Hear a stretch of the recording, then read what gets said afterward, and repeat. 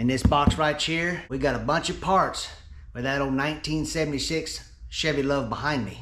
So let me unload all this stuff on my workbench over there, and then we'll get to it. All right. So here are some of the parts that we're going to be starting off with this video. I do have some more stuff on order that will be coming here shortly. But for now, we're going to work with what we got here. Now in that last video, I set up the automatic transmission with a B&M shifter, did some other stuff, got all that working, but I never replaced this, never even hooked it up. So went ahead and got a new vacuum modulator. That's adjustable. We do need to get some vacuum line to connect that to the intake. We got the Lokar stuff here. There's the bracket for the cables to go through, and then the return spring for your throttle linkage, throttle cable. I could have got the braided stuff, but this was a little cheaper, and I just kind of wanted to almost kind of a factory look. I don't mind the stainless steel braided look, but I think this looks a little better.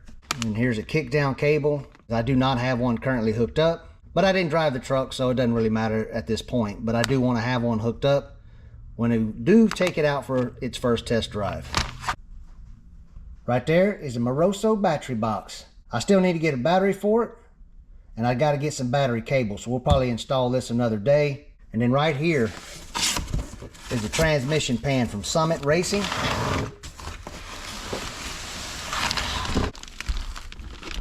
Believe it or not, this is actually made by TrickFlow. So if you want to save a few dollars, I think it's like $20 cheaper, $30 cheaper, something like that, you can get the Summit brand. Yeah, it comes with the spacer. You'll get new bolts for it. You will need to get a socket, which I do have somewhere. I had this transmission pan a long time ago on a 1970 C10, and I bought a socket that was a 12 point to 5/16 bolt. See what I mean? TrickFlow. I thought it was kind of cool. It also comes with a Felpro gasket, which I will be using. And then a cheap dipstick, because I have no oil dipstick to check the oil right now. So I'm thinking today, since I don't have a battery and I don't have battery cables, I got cables on order. They should be here, I think, tomorrow, and I still need to go get a battery. I'm thinking we'll just work up top and do the easy stuff first. Or maybe the hard stuff, I don't know. We're going from whatever factory stuff that these Chevy Loves came with, the cable system and all that, how it connects to the gas pedal, to Lokar stuff. So I got to figure all that out. It may not be as easy as it sounds and or looks. Speaking of looks, I give y'all about 3 seconds of what I call mug time. Yes. Guys, if you're new to the channel, what I just did there is I give y'all what I call mug time. What that's going to do is, as you're watching this video, even Vice Grip and all these famous YouTubers, sometimes you start watching, you kind of start fading away, you kind of get a little bored with the video. You might be tempted to fast forward. But I noticed with the analytics of YouTube that when I hit y'all with that periodic mug time, it kept y'all interested in the video because you didn't want to miss it, don't you see? So that's why I show it. You're going to see it later on in the video, and you just don't know when I'm going to stop, freeze, and give you what you need. All right. So there's the gas pedal. I'm trying to look to see how they got that connected to the pedal. Looks like it's just a cable with a little eyelet going through a hole. Some kind of return spring. We got some kind of solenoid. I don't know what's going on there. I don't know what all that is. Oh, interesting. Now right there was a threaded bolt. I guess it's like a throttle stop or something. I unscrewed that, but we may also have to whittle that off with the cutoff wheel. We'll find out here soon enough. Now there it is, pro ratchet shifter from B&M, and I had to modify that floor to get that thing low enough and work with the bench seat, so it's kind of scooted forward at an angle, and I like the way that looks. So I guess what we can do first is go ahead and start setting up the throttle cable, get the bracket installed on that Edelbrock Performer carburetor, connect the cable, see what we got to do there, and then once all that's set up, we confirm we got full throttle and all that, then we'll go down below and start hooking up the Kickdown cable. And while I'm down there, drain the fluid and go ahead and replace that raggedy no count transmission pan and put in that much more desirable one that you just saw earlier. Now you can't tell because right now you're dialed in on this 4K of mug, but it's an absolute beautiful day. And so what I think I need to do is jump in that old 6.6. I need to make a couple of runs One of which is get some transmission fluid. And I think while I'm at it, go ahead and get a rebuild in a bottle, because my buddy Trey gave me that transmission, and I have absolutely no idea if that thing's any good or not. I don't think he did either. He just acquired it when he bought a vehicle, and he gave it to me because that's the kind of person he is. Good guy. So at this point, I need to do what I need to do. That way when I come back, we can get done what needs to be did. But it may not happen today. By the time I get back, I may just not want to come out here and mess around. I may just hang out and chill. But tomorrow morning, bright and early, we'll jump out here in the shop and we'll get started installing those Lokar cables on this old 1976 Chevy Love, i.e. the Vegas truck. Oh yeah, Vegas truck is always emptying out my pockets, and it does a very good job of doing such. Well, the old run didn't take too long, so I thought I might install something real quick. Let's start with the throttle bracket. All right, let's come with the Allen wrench. Bracket itself looks pretty straightforward. So it looks like I'm gonna have to remove that back bolt. I got ARP carburetor studs, and they're pretty long. I got a 1/2 inch of thread sticking out right now, so I have plenty of thread to take that off and bolt that bracket on. There's the teardrop, which is a part of this little teardrop thing. So let me go ahead and remove the nut off that carburetor stud. We'll get this mounted. So on the throttle bracket here, you just want to make sure that bend is perpendicular to the carburetor. And if you're not running the Kickdown, then you can just use the hole in the Edelbrock carburetor and connect it to the bracket itself. So far it's looking pretty good. Now I went ahead and disconnected the accelerator pump. That's the linkage there. That way I can push it without skeeting any fuel inside the engine there. I'll be honest with you, that big spring is catching that choke linkage there. I don't care for that. And this is kind of stiff. I may just go down to one spring, maybe just a smaller spring.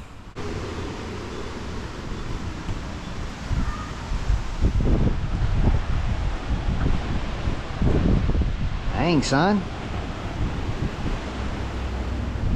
Might be a little windy. Oh. That is windy right there. I think the cold front came through. Ooh, I can feel the chill in there now. I may have to shut that door here in a second. So what I'm gonna go ahead and do is grab some wrenches.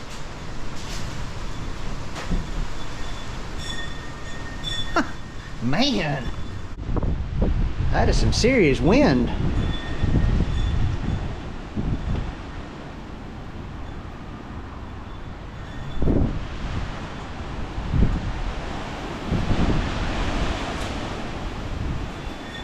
Oof, that's making me nervous. Oh. Boy, that dang trash can. Oh.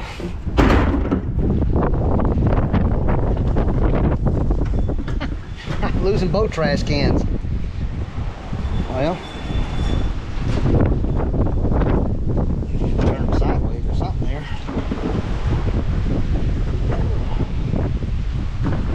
It still does it. I have to wheel it in betwixt their fence and the shop. This is a whole lot of entertainment, isn't it? Now let me go ahead and grab some wrenches. Go ahead and start removing the old factory accelerator cable that is crumbling and falling apart. Look at that. That thing's brittle just like me.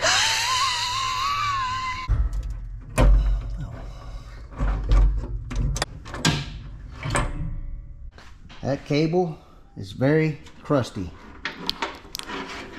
and brittle, as you can see. Look at that. For now, we'll just toss it back here and walk over here and grab this very expensive cable made by Lokar. Not a bad looking cable. However, if you remember looking at that pedal earlier, that spoon looking deal where the throttle cable connected to the gas pedal arm had that little notch with the hole in it. And this is more of an eyelet So it'd be more something that would be like this, that you would slide onto and then lock the pin in place. With that being like this, you know, it's not going to really work. How can I make that work? I don't know. I can tell you right now, somebody's sending me a text message and find out who that is. Where's my phone? I can't see nothing anymore. Hold up, I got a solution for that. Now them old chicken eyes are in full zoom. Looks like the refrigerator I ordered will be coming in tomorrow between 8:30 and 12:30. So I did a little off-camera action and I got a little idea that came out of the old noodle department. So I thought I'd share it with you. Now this portion right here, all this will connect to the throttle linkage on the carburetor. But that little gold piece right there with the little set screw, that kind of holds onto the cable. I got an extra one right here. You know how that factory throttle arm had that little notch with the hole in it? I started pushing this through and it started going through, but then it kind of resisted me a little bit. And so I stopped. I didn't want to kind of force it on there and damage those threads. So I guess what I'm gonna have to do is pull that arm off, slightly enlarge the hole to accommodate for this. Because this right here, obviously you run your cable through there. The back end of the cable has a red ball that's already, I don't know how they do that, but that's gonna lock that cable in place so it doesn't pull through this hole. And with that being tapered right there, it's gonna kind of center itself on the hole. And then there's the jam nut that would lock it in place. Guys, it's worth a try. So I think what I'm gonna go ahead and do is pull that arm off, get a bit that'll work, and slightly enlarge that hole, see what happens. But unfortunately, it's pretty near almost nearly 6 o'clock. The wife just texted me, said she ordered some pizza and it should be here shortly. So I guess what I'm gonna go ahead and do, shut it down here in the shop, go inside, get some dinner, relax, do what I got to do there. Tomorrow, we'll be back out here in the shop full day. I ain't got no trips to make or nothing. And we'll start working on that throttle pedal, seeing if all this cable stuff's gonna connect and do what I want it to do. Once we do that, we'll find out what needs to be did next. All right, I will see y'all in the morning.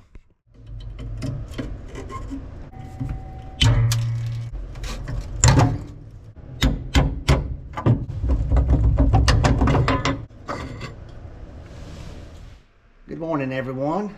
As you can see, I got the gas pedal out. So all I need to do is enlarge that hole because it wants to go in, but she just kind of stops right there. And I don't want to force it because then I'd ruin those threads. So let me find a drill bit that'll slightly enlarge that hole and then we'll start putting this together. There you go. That'll work. Yeah, that'll lock that in place like that. Shouldn't go anywhere.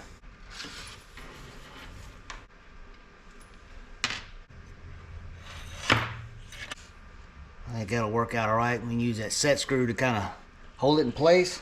And obviously, like you saw earlier, little jam nut will lock this in place. And we just got to run all that through the firewall. Let me remove this solenoid. This thing is in the way and I really don't know the purpose of it.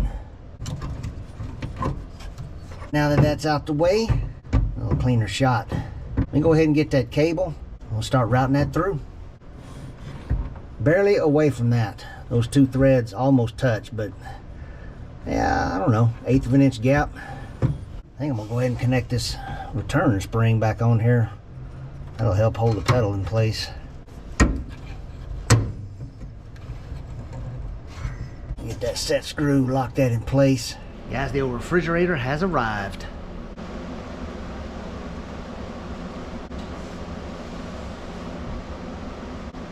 I've been waiting to display that thing ever since I moved from the old house.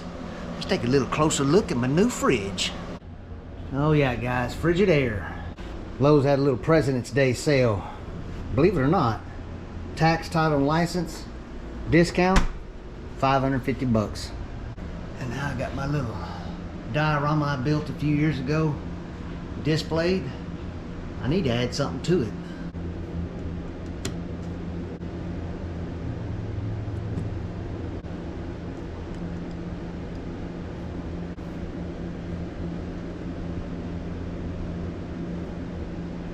Oh yeah, man, that looks really good. And you know what else looks good? Yes, mug time. What you think I forget? No, All right, back to work.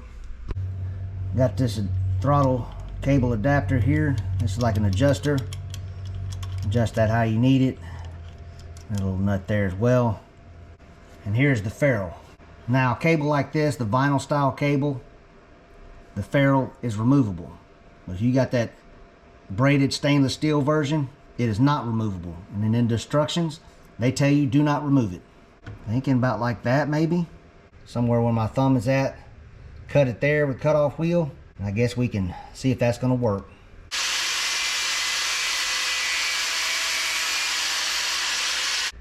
Basically all I'm doing is just taking an X-Acto knife, just kind of cleaning up the inside where it got cut. A lot of the shards of the metal that's inside the sleeve there kind of gets stuck in there. Clean that up, blow it out, make sure ain't nothing in there. Cable should slide right through it. All right, let me go ahead and reassemble all this stuff and see how I did.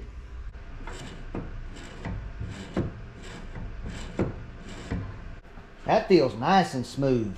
Everything's back together like it should. I got that adjustment sleeve right there about centered. So let me grab the portion that goes to the carburetor linkage, get all that situated and adjusted, and then we'll test it for real. Before I get ahead of myself, this little bracket right here is a part of the Kickdown cable assembly. And what it does is it sandwiches in between the throttle adjuster nut assembly there. Goes in between there. There's a little Allen screw and a locking nut. Locks that in place. And then this hole on the bottom is where the Kickdown cable goes through. So before I do any cutting, I'm going to go ahead and install this real quick. Get all that put together. That way that part is done. That way when we do move to the actual Kickdown cable portion of this video, I don't have to worry about this anymore. Now that that's done, I'm going to officially start figuring this part out here. Cut it right there, get a little marks a lot and mark it. I don't know what I'm going to use to cut it with. I don't want to fray it up too bad. The instructions say just use side cutters. I had a little scrap piece from a long time ago when I did this on my white 70. And this is the only thing that's really going to cut it and keep it somewhat clean. So, all right, all that secured up. I'm going to step on the pedal, see what happens.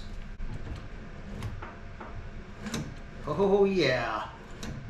Guys, that feels good. I don't know if that's full throttle there. It ain't far from it if it ain't. Earlier my wife came out here to help me. Basically all I did was step on the accelerator pedal as far as it would go and had her double check to make sure there wasn't no more movement out of that Edelbrock carburetor linkage, and there wasn't. So in all this installation and setup, I nailed full throttle on the first try. Not too bad if I do say so myself. So what's next? Now we go down below, go ahead and drain that transmission fluid, what's left of it. We'll get the brand new pan installed, get all that set up, and then we'll go ahead and start routing that new Kickdown cable all the way up to the Edelbrock, get all that adjusted, whatever it needs to be done there. However, I'm gonna go ahead and shut it down out here in the shop today. I got some stuff I need to take care of inside the house. By the time I'm done with all that, I'm probably not gonna come back out here to do anything. So we'll just have to pick back up on the video at a later date. Plus, I got a brand new refrigerator to fill up with all the essentials. BBW. Now in the C10 world, BBW means big back window. But in old Charlie Chicken Eyes world, BBW means bourbon, beer, and water.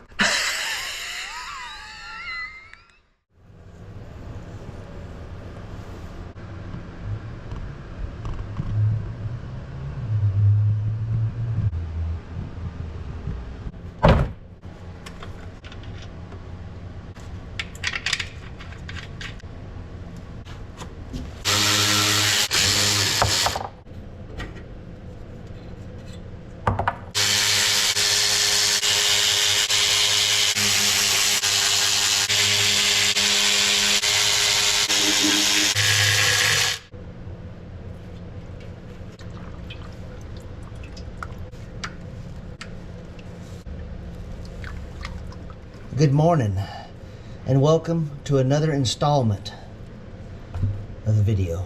The old filter looks pretty clean, but then again, I only ran it one time with it. So today we're going to be obviously installing that new transmission pan. You saw that crusty one we pulled off.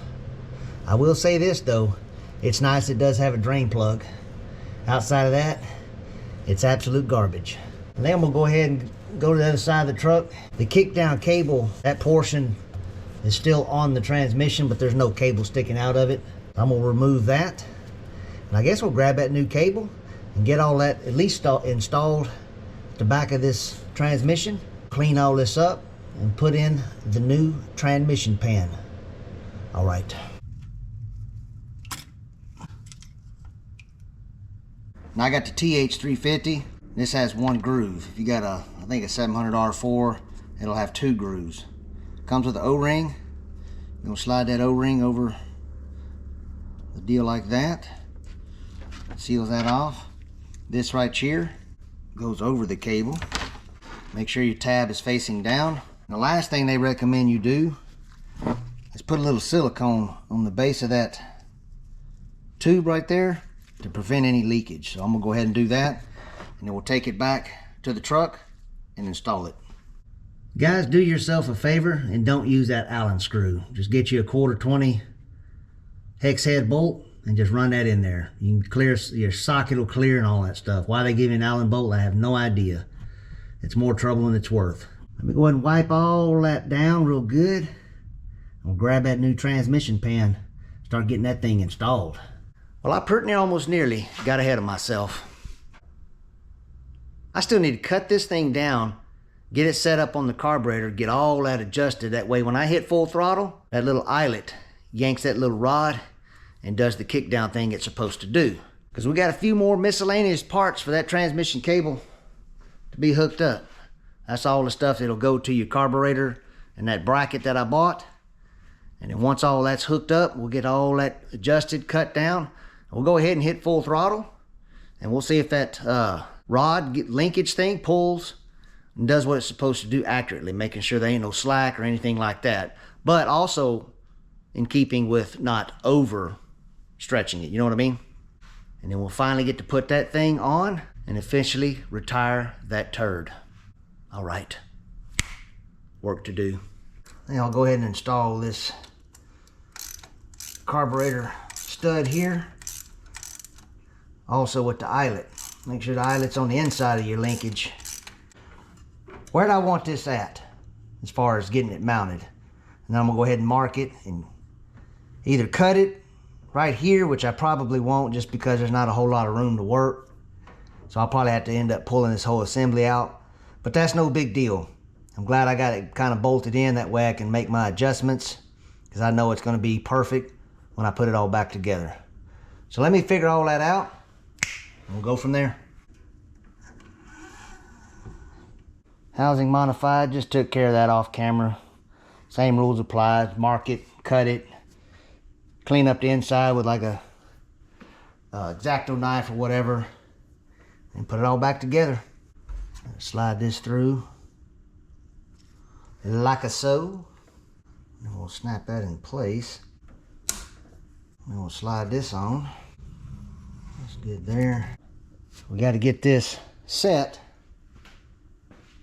where when you got full throttle like that, that is completely pulled forward. I need a third hand and or foot. I got my third foot. I'm gonna set up my son off in the truck and he's gonna help me out. Somebody just turned 11 2 days ago. Nope. All right, let go. Push it again. All right, you can let go. Thank you, buddy.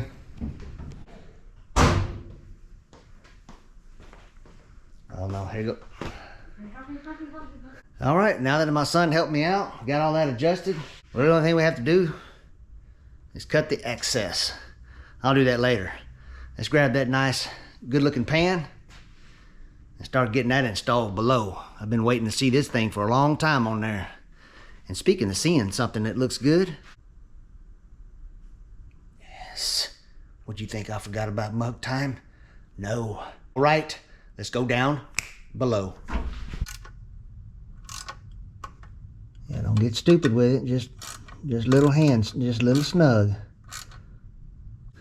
Let me wipe the surface down, mating surface one more time, and we'll get that pan, gasket, and all that stuff. We'll start running the bolts in. I think as far as my shifter bracket over there, I'm gonna save those 2 bolts for last, because I gotta figure out, I may have to do a little grinding on that bracket. I don't know. We bouts to find out. That is much, much better than the pan we pulled off. That looks great. Looks really, really good. All in all, these old Lokar cables look really nice. Got everything tightened up, adjusted the way it needs to be. Looking pretty good. I still need to cut this access off, but I'll do that once I get done filming here. I did install my new dipstick. Wasn't too bad until I got ready to run that bolt in. The threads were dirty, rusty, gummed up. I don't guess that hole was ever used since this block was, I guess, made back in 1987. So that wasn't no fun, especially with the limited room I got there. It wasn't fun. Also, with some scrap hose and some fittings I already had, went ahead and connected a vacuum line to the modulator. That's a dash 4, 3 or 4 AN fitting. Hose is not in a bind. Looks pretty decent. It's all stuff I already had, so it's working for now. Well, I assume it'll work. Obviously I haven't ran the engine and drove it, but we'll get to that point. And then maybe later on in the future I may do a hard line or something going up to the intake. But for now, that's working with no issues. Well, unfortunately, my weekend got cut short on me. Yesterday I had to work on my wife's car because she told me a couple days before that she was dealing with a severe vibration every time she took off from like a light or a stop sign or something. It was shaking real bad. And I started thinking to myself, that sounds like a CV axle. And sure enough, that's what it was. So that's what I did Saturday. I had to change out the CV axles, both passenger and driver, get all that fixed up. This right here isn't priority. My wife's car, she takes the kids to school, picks them up. I want to make sure they get where they need to be and back home to me as safe as I can possibly make it. Also, I noticed while I was in there, brake pads were pretty near almost nearly gone, and I started thinking to myself, who is maintaining this vehicular? Oh, that's right, it's me. What's up, guys?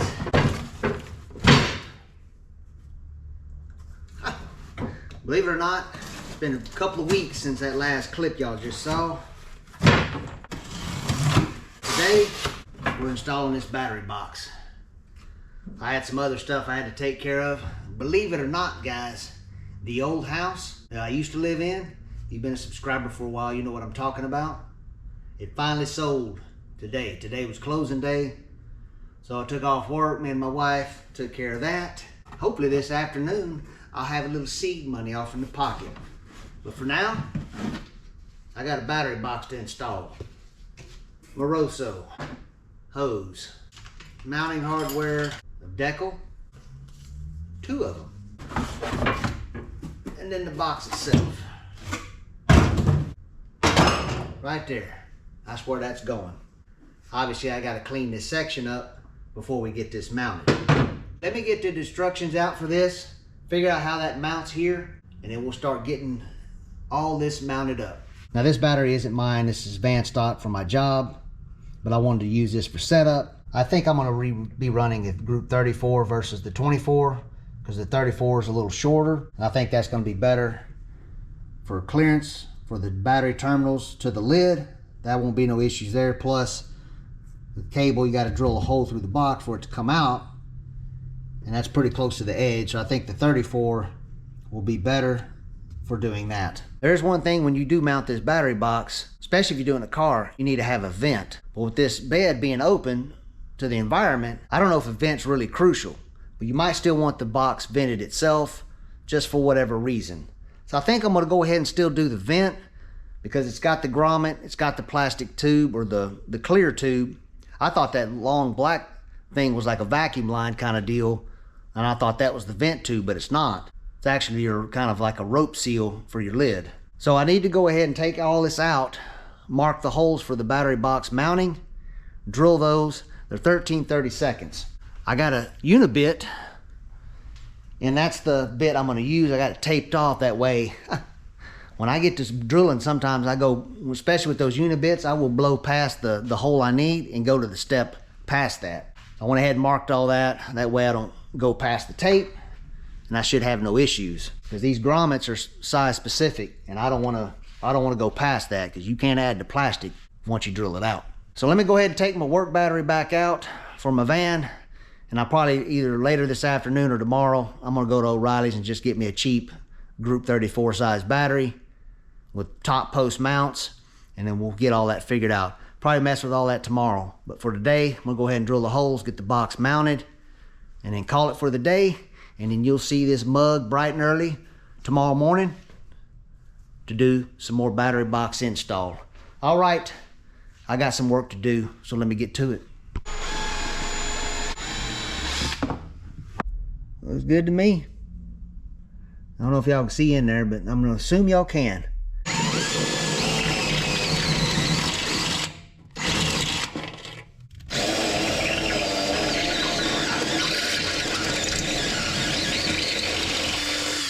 See how my hole's partially covered there?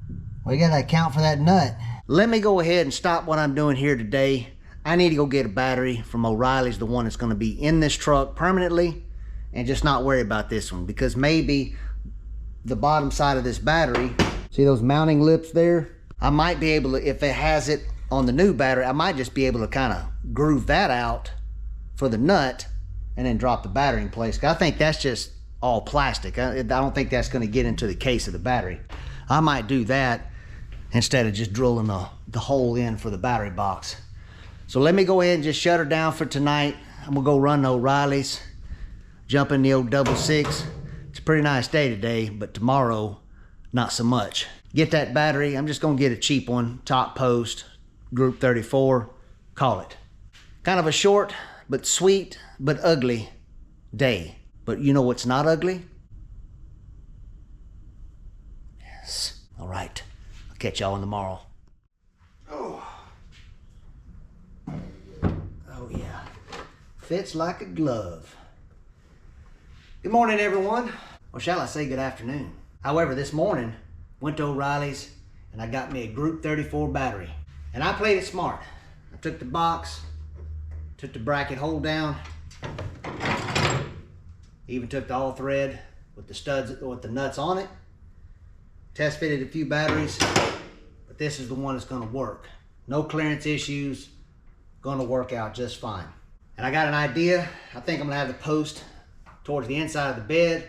That gives me a little slack in between the side of the box and the terminals. That way if I need to take the battery out, I can just kick the slack out the way, pull it out, and do what I got to do there.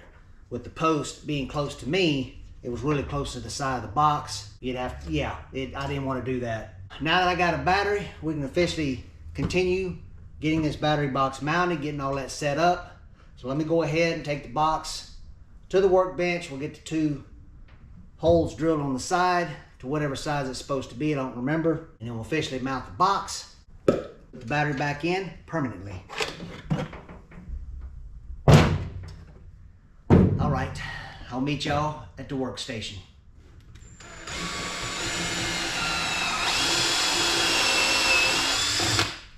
Well, the holes are made. Slightly, but obviously crooked. Guys, not to get too personal, but my mind has not been right since yesterday. Like I said earlier in the video, house sold, the old house I used to live at, sold yesterday. And without cussing in this video, which I'd like to right now, it was an absolute poop show. Nothing went like it's supposed to. The realtor we used is useless. The title company is a joke. And just the whole process was just awful. House is officially sold. I ain't got no money right now. We're still waiting on that. So to take my mind off of this, I came out here, wanted to drill some couple of crooked holes. Now that that is done, we can officially take his box back to the bed and do what we got to do. At the end of the day, the grommets fit in there nice and snug like they're supposed to. Cables will go through it. Once that's mounted, faces the bedside, you ain't gonna see that. It ain't gonna bother me that bad. But Just letting y'all know, the old chicken eye garage just didn't chicken eye it, and just, it's not right today. But we're gonna continue to do what we got to do, because this video ain't gonna record itself. And if I start mounting things, then next thing you know, the video's over. And you don't want that, because even though I may be a little on the flustered side, that doesn't mean this mug ain't on point. Yeah. Good mood, bad mood, any kind of mood, the mug is always there for you.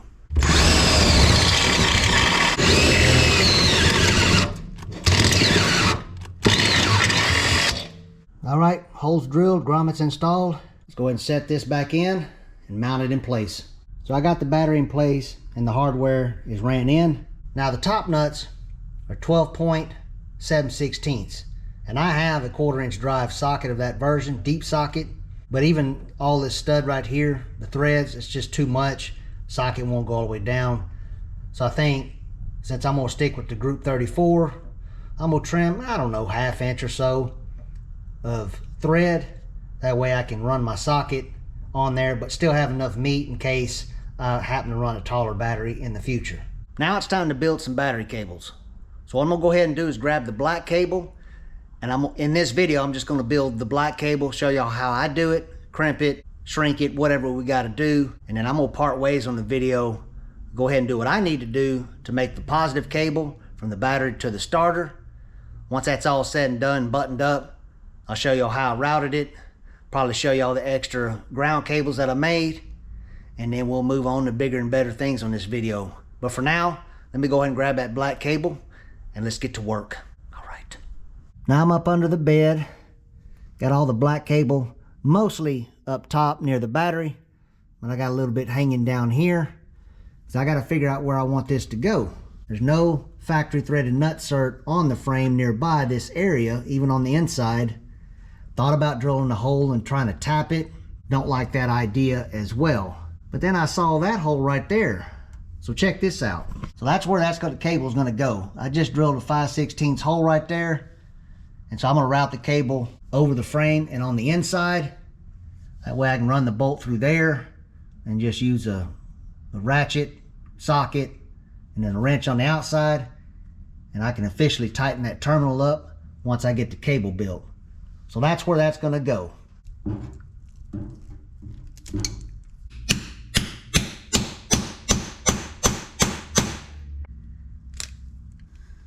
The old Bravo 1 Charlie works every time. Well, I should have made a small calculation.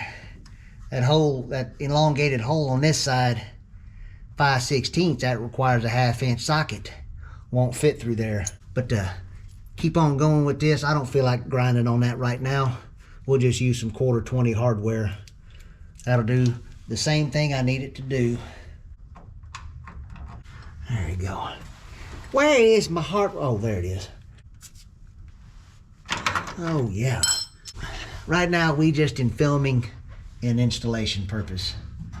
Can y'all can't see nothing. Well, y'all can see something, and I know you enjoy what you're seeing. Yeah, I could just do that. Run a couple of clamps to those battery stud hold downs. That would keep it off of pretty much everything. Let me figure out what I want to do. I'll go ahead and do it, or I may just move up top and finish this cable off. I'll figure that out once I stop recording.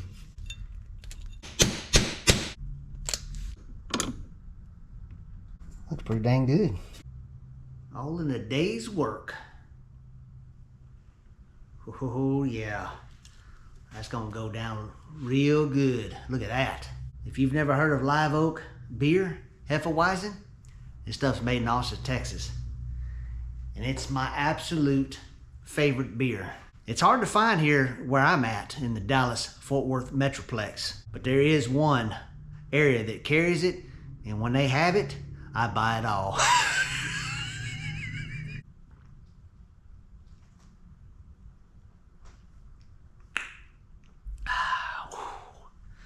Can't beat that.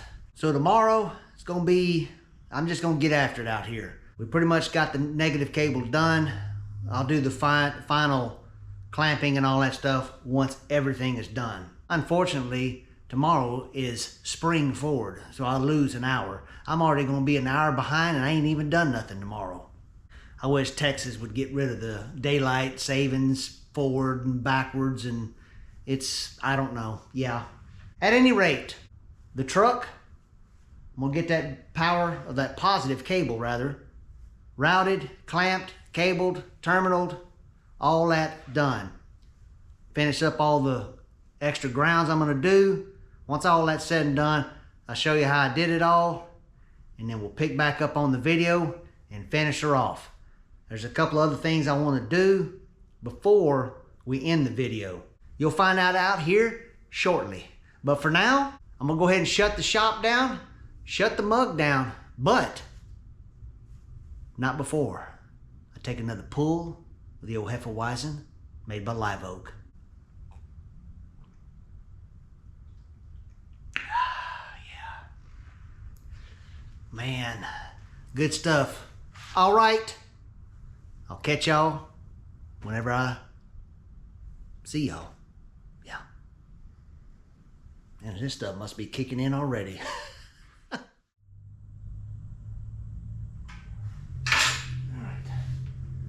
So it's been a couple of weeks, but I got updates. So let me take you back to where it all starts, at the battery box, and then we'll sneak our way forward all the way to where it stops.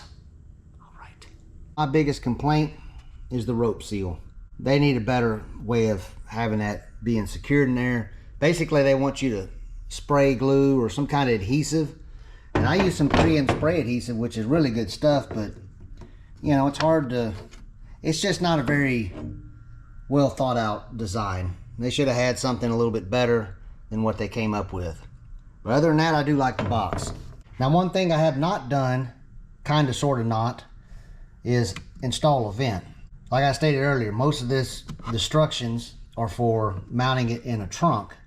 And so you got to drill a 3/4 inch hole, which I did put a hole here just to make sure it vents.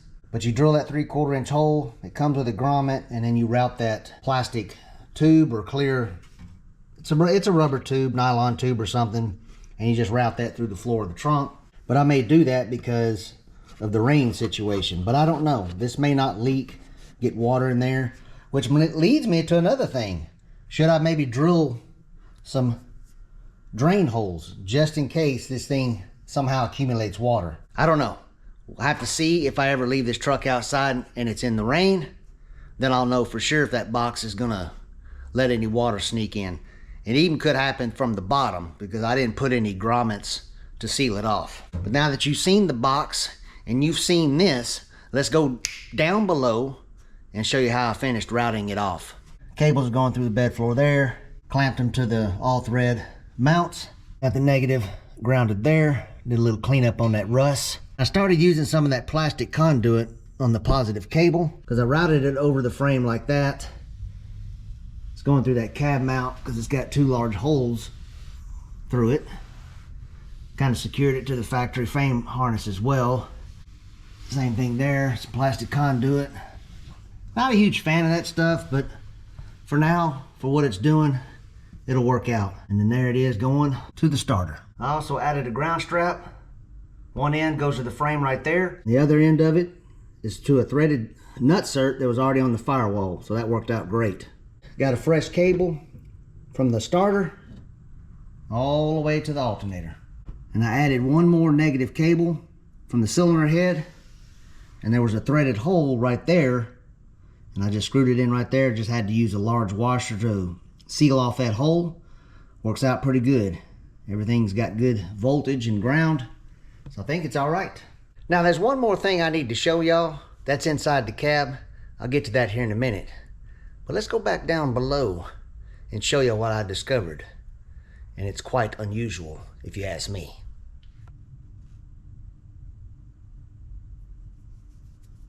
How do you leak fluid when there ain't no fluid in the transmission? From what I can see though, it looks like it's this cooler fitting right here. Because it's pretty wet right there. I don't know if I can see that. Lighting may not be very well, but trust me, it's wet. So I may have to take this back off and try to reseal it. I may have to put some heavy pucky on that fitting there and see if that helps out.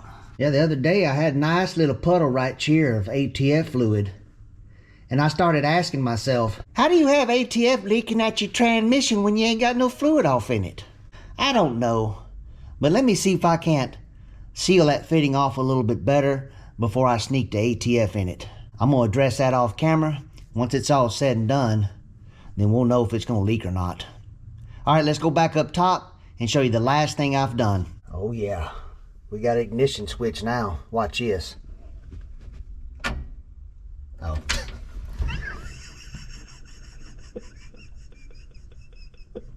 Yeah, you probably...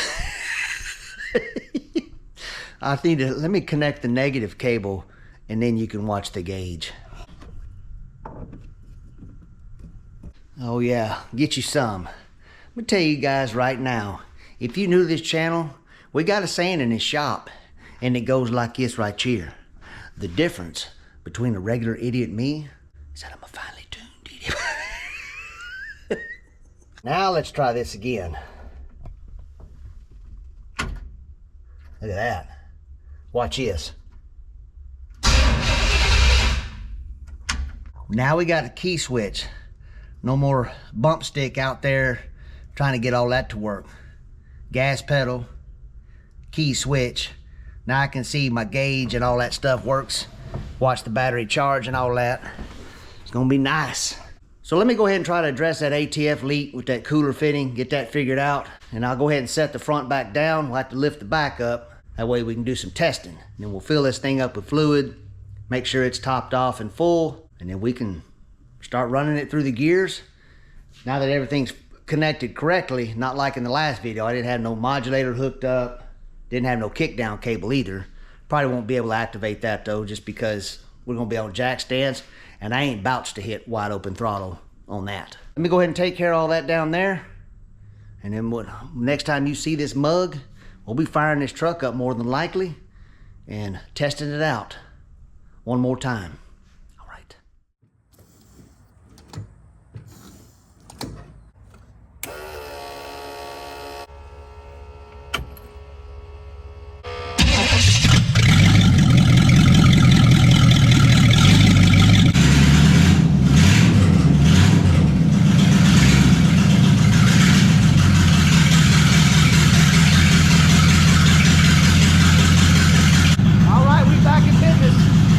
Took care of that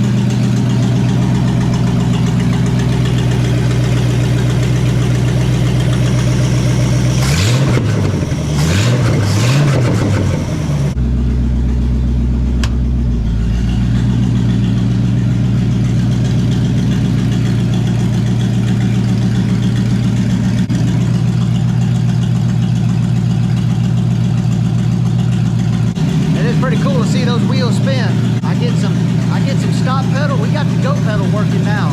If I get that stop pedal working, it's gonna get a little bit more interesting at that point. Let me shut her off.